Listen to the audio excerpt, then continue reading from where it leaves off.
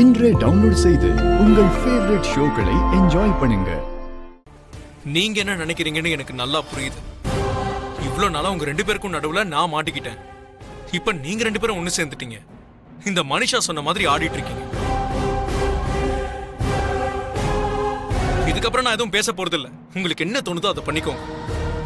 விவேக், பாத்தீங்களா அத்தை? நம்ம எல்லாம் அவரோட நல்லதுக்காக பேசிட்டு இருந்தோம்னா அவர் எப்படி போறாருன்னு.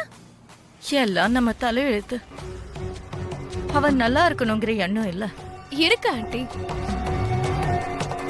கிளம்பும் போது விவேக் என்ன சொன்னா, நான் எதுவும் பேச மாட்டேன், உங்களுக்கு என்ன தோணுதோ பண்ணுங்கன்னு சொன்னால.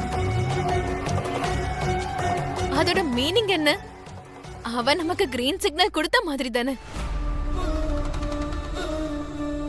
இனி நம்ம செய்யணும்னு நினைக்கிறத செஞ்சிடலாம்.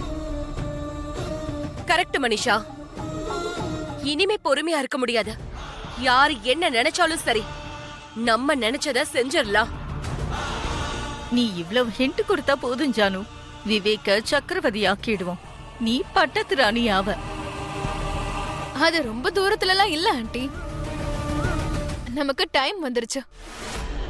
நம்ம என்ன நினைச்சாலும் அது அப்படியே நடக்கும்.